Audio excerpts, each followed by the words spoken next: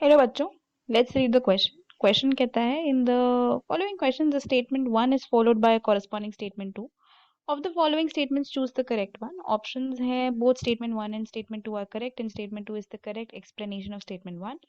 Both statement 1 and statement 2 are correct, but statement 2 is not the correct explanation of statement 1. Statement 1 is correct, statement 2 is incorrect, statement 1 is incorrect, statement 2 is correct. चार options है। Statement 1 है क्या? When EDTA solution is added to Mg plus 2 ion, then 4 coordinate site of Mg plus 2 ions are occupied by EDTA and remaining 2 sites are occupied by water molecule. दूसरी statement है EDTA is a hexadentate ligand. तो अगर इस question में हम बात करते हैं अबाउट द की कॉन्सेप्ट, तो यहाँ पे हमारा जो की कॉन्सेप्ट है that is going to be EDTA which is ethylene diamine tetra acetate. तो अगर इसके नाम के हिसाब से चले तो इसका स्ट्रक्चर बनाएंगे और देखेंगे कि हेक्साडेंटेट लिगेंड क्यों होता है। हेक्साडेंटेट लिगेंड का मतलब क्या हुआ? 6 साइड से जुड़ सकता है मेटल से। तो वो 6 साइड कौन सी होती है? स्ट्रक्चर देखो, NCH2CH2 N होता है, फिर इस N से जुड़ा होता है acetate CH2COO minus CH2COO minus, और दूसरे वाले N से भी ऐसे 2 एसीटेट आयंस जो हैं जुड़े होते हैं as you can see here. तो अगर इसकी डोनेटिंग साइड्स देखें या ऐसी साइड्स देखें जिससे मेटल से जुड़ता है, वो कौन सी हैं? 2 तो नाइट्रोजन एटम्स हैं जिनके पास लोन पेयर है जिसके थ्रू ये जुड़ सकती है, और 4 आपके एसिटेट आयंस के ओन ऑक्सीजन एटम्स है बेसिकली। तो 4 ऑक्सीजन एटम्स और 2 नाइट्रोजन एटम्स, टोटल 6 साइड्स हैं जिससे ये मेटल से जुड़ सकता है।